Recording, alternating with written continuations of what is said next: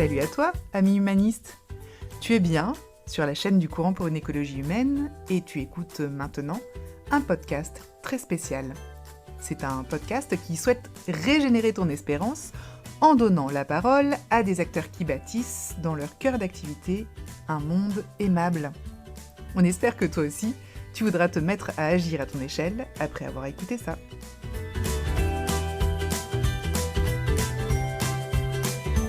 Aujourd'hui, on te propose une intervention qui a eu lieu lors du forum annuel du Courant pour une écologie humaine. En 2025, le thème était « Comment débattre sans se combattre ?» Sujet d'actualité, tu l'admettras. On a donc donné la parole à Marie-Charlotte Clair. Marie-Charlotte Clair est thérapeute, coach et mère de 4 enfants. Cette information pour souligner qu'elle n'a pas manqué de disputes à gérer. Et pour aller plus loin sur les présentations, Marie-Charlotte Clair a travaillé en entreprise pendant 20 ans avant de devenir thérapeute. Elle a créé en 2018 Coach Famille, pour aider les parents et en fait tous les éducateurs à éduquer avec bon sens leurs enfants. Et aussi pour aider les jeunes à trouver leur équilibre dans la famille ou à l'école. On te laisse maintenant découvrir ses propos et te faire ta propre idée. Est-ce que c'est mission impossible de débattre sans se combattre en famille ? J'ai longtemps été une mère parfaite, mais ça c'était avant que j'aie des enfants. Je savais, j'avais des valeurs, mes enfants, ils n'auraient pas de tétines, ils auraient des jeux en bois, ils apprendraient des tas de choses intéressantes, puis surtout, jamais ils se battraient. On aurait des sujets passionnants de débat entre nous. Je ne sais pas, finalement, les enfants, qu'est-ce que vous pensez de la politique monétaire de Louis XIV Oui, j'ai eu des enfants après, 4, comme vous l'aviez dit. Alors en réalité, ils ont entre 20 et 27 ans. Donc ils ont été quand même assez rapprochés. Et là, j'ai découvert à quel point tout pouvait être conflit. Alors, ça a été vraiment une découverte pour moi. Le choix de la couleur de l'assiette devenait conflit, le choix de la place dans la voiture, le temps que je passais avec eux à faire les devoirs ou le temps du câlin que nous avions fait ensemble. Je suis même arrivée à un moment, tout était tellement conflictuel, à compter le nombre de frites ou de petits pois que je mettais dans leur assiette pour être sûre de faire pareil. Vous savez quoi ? Ça ne marchait pas. Parce que, oui, mais lui, sa frite, elle est plus grosse que la mienne, et son petit pois aussi. Jamais on a réussi à faire des débats dans cette première partie de vie.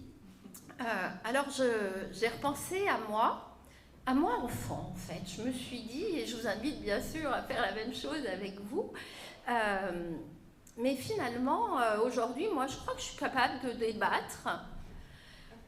Est-ce que quand j'étais enfant, c'était pareil? Qu'est-ce que mes parents ont fait? Comment j'ai vécu mon enfance? Ça devait être forcément mieux que ce que j'apporte à mes enfants. Ah oui, puis alors là, je me suis rappelé de disputes mémorables avec ma sœur. J'ai un souvenir qui est revenu quand j'ai préparé cette conférence. Il fallait choisir avec ma sœur si c'était la face A ou la face B du disque que nous mettrions dans le manche-disque. Et en fait, je me rappelle encore, parce que j'ai un souvenir physique, que nous en étions arrivés à nous tirer les cheveux, la tête par terre, à vouloir s'arracher les cheveux, juste pour un côté de disque. Ah ouais. Je me suis dit, mais les adultes, ils étaient peut-être aussi plus raisonnables à cette époque-là. Puis je me suis rappelé des disputes de mes parents qui me traumatisaient. J'ai très très peur que mes parents divorcent. Et ma mère me disait un truc qui me semblait absolument incompréhensible à ce moment-là. Non, les couples qui divorcent sont ceux qui ne se parlent pas. Ceux qui se disputent ne divorcent pas. Ils viennent de fêter leurs 65 ans de mariage. Et puis, j'ai repensé aussi aux réunions de famille. Alors certes, les réunions de famille, ça se termine toujours un peu à viner, mais combien de fois j'ai eu des oncles, des tantes, mes parents qui sont levés en disant « C'est pas possible, c'est insupportable, on peut pas rester dans cette famille ». Et puis on se revoyait quelques mois après quand même, on était prêts à recommencer. Et là, j'ai commencé à désespérer, à me dire non mais débattre sans combattre en famille, c'est pas possible. C'est une mission impossible. Et puis je me suis dit non, Tu vas pas te laisser abattre. Alors j'ai réfléchi et je me suis demandé ce qu'il fallait que je fasse pour que dans ma famille ça devienne un tout petit peu plus vivable. La première chose que j'ai faite, c'est je suis allée apprendre à écouter. Parce qu'en effet, écouter, ça semble naturel, mais en réalité, ça s'apprend. Alors écouter, vous savez ce que c'est écouter? C'est deux choses. Ça, c'est la première et c'est la plus importante. Et la deuxième, c'est se centrer sur l'autre et pas sur soi. Écouter, c'est pas être en train de penser à qu'est-ce que je vais répondre à ça. En famille, c'est pas évident et ça demande aussi, moi comme maman, j'ai dû apprendre à le faire quand par exemple un de mes enfants me disait, alors que j'avais passé la journée de la veille avec lui ou elle, à aller faire des courses, à lui acheter des vêtements, à l'aider dans ses devoirs, j'avais passé la nuit à le consoler d'un cauchemar et que mon enfant me disait de toute façon maman, toi tu m'aimes moins que les autres et puis tu passes jamais de temps avec moi. Bah, évidemment, dans ces moments-là, moi j'avais juste envie de répondre attends, j'ai passé 24 heures avec toi, les trois autres, ils ont dû se débrouiller tout seuls. Maintenant, j'ai appris à dire ah oui, c'est dur pour toi. Et me taire, en fait, ne pas rebondir, parce que c'était ce qui a été dit aussi par mes prédécesseurs. Écoutez, c'était comprendre ce qui se passait dans le cœur des autres. Donc moi, je l'ai fait avec mes enfants. Et puis, avec mon mari, on s'est dit que si on voulait réussir à avoir une famille où on pouvait s'écouter, où on pouvait débattre, il fallait aussi qu'on définisse un cadre. Donc on a beaucoup réfléchi à l'autorité, au cadre qu'on mettait en place à la maison. Et par exemple, il y a eu des choses, c'était non négociable. C'était tous les repas sont pris en famille, tous ensemble. Et une fois par semaine, on va partager trois choses. On va partager une chose, c'est 3 tops et un flop. On est obligé de s'écouter, chacun à notre tour. On va dire les 3 tops qu'on a vécu pendant la semaine et aussi un flop. Alors, au début, j'avais les aînés, ils avaient 12-13 ans, les ados, cool, c'est nul ton truc, on ne va pas le faire. Puis à force de nous écouter avec mon mari, d'écouter la petite dernière qui, elle, était très contente de partager, ils s'y sont mis. Et chacun s'est rendu compte que dans la famille, on vivait des choses positives tous, mais qu'on vivait des choses difficiles aussi. Dans le flop, c'était reconnaître que l'autre vivait des choses difficiles. Et puis la deuxième chose qu'on a instituée, qui était non négociable, c'était que une fois par trimestre, un de nous avait l'organisation totale de la journée et devait nous emmener faire quelque chose, un budget défini, pour faire quelque chose qu'il aimait. Et personne n'avait le droit de dire non. Si nous, on détestait, on était obligés d'y aller, quand même. Ce qui nous a permis d'apprendre à s'intéresser à ce que les autres faisaient.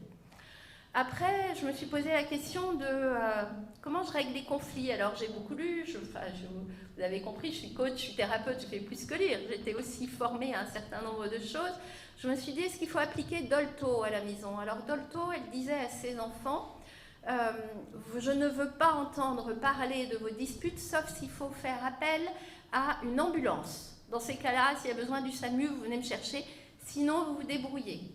J'ai testé ça. J'ai trouvé que c'était un peu violent quand même. Après, je me suis dit, en communication bienveillante, on dit qu'il faut écouter ses enfants, mais qu'il faut traiter les situations, il ne faut pas les laisser dégénérer. Donc je suis intervenue sur tout. Ah non, mais c'était plus possible, j'avais pas le temps. 4 enfants, vous imaginez, intervenir sur tout.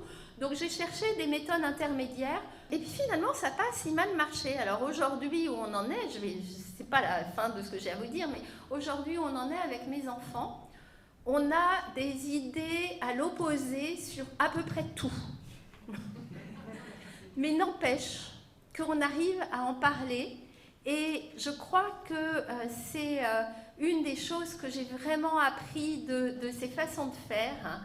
C'est que quand on est capable d'écouter, de prendre soin de l'autre, on peut choisir aussi d'accepter de se laisser changer par l'autre.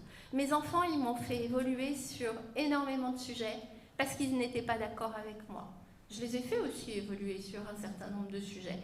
Mais ça parce qu'on a d'abord appris à s'écouter, à respecter aussi, à savoir que les uns et les autres avaient tous des difficultés et puis des intérêts variés. Quand je regarde ça, je me dis finalement qu'est-ce qui était important là-dedans, quelles étaient les conditions nécessaires et quelles sont les conditions nécessaires si on veut pouvoir débattre sans combat dans une famille. Alors il y a des choses très concrètes. La première, c'est on ne lance pas un débat quand on est épuisé, pas de fatigue excessive. La deuxième, c'est quelle disponibilité intérieure, extérieure on peut avoir.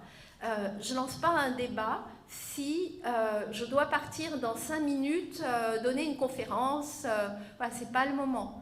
Mais je ne lance pas un débat non plus si je suis inquiète parce qu'il y a une situation qui me pose problème. Donc il faut être suffisamment disponible pour lancer des débats. La troisième chose, il faut que je connaisse mes limites et il faut que je connaisse celles de l'autre. Ça veut dire qu'il y a des sujets brûlants que je n'évoquerai pas parce que je sais que si je vais toucher ce sujet-là, alors ça risque de partir en pugilat. Et donc être capable de se connaître et de connaître l'autre, ça fait partie des choses importantes. Voilà, le choix des sujets, le moment, les personnes avec qui je vais débattre. Parfois, les sujets brûlants, il faut juste attendre un petit peu avant d'en parler.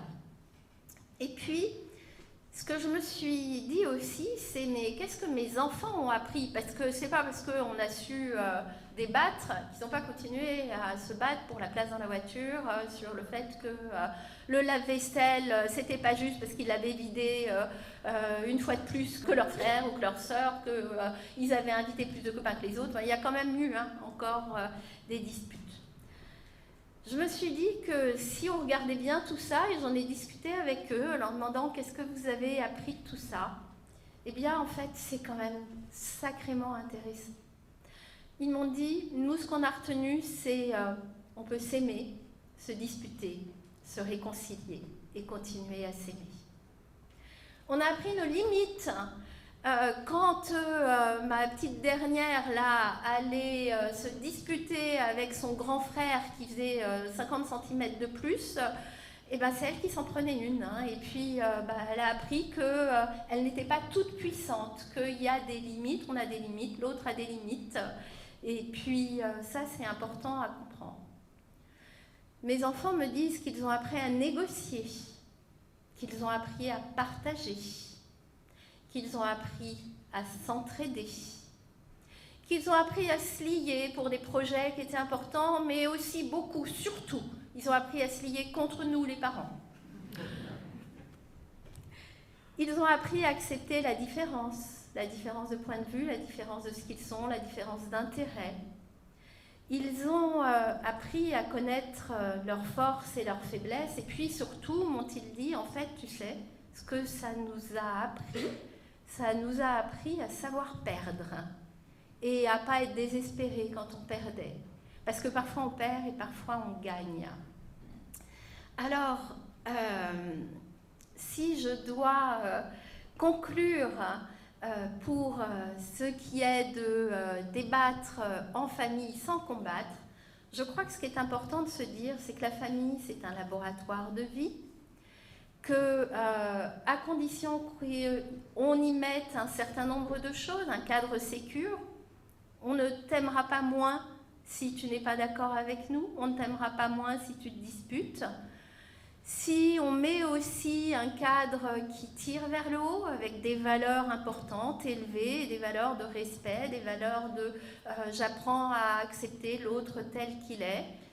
Si, comme parents, on accepte de ne jamais désespérer, jamais, de se dire que rien n'est jamais terminé. Alors je crois que si on veut réussir à débattre sans combattre, en dehors de la famille, il faut laisser nos enfants apprendre à combattre au sein de la famille. Cher auditeur, merci de ton écoute. Si tu as apprécié cet épisode, partage-le autour de toi. Et pour suivre nos actus ou juste t'abonner à notre newsletter mensuelle, on te donne rendez-vous sur www.ecologihumaine.eu. À bientôt!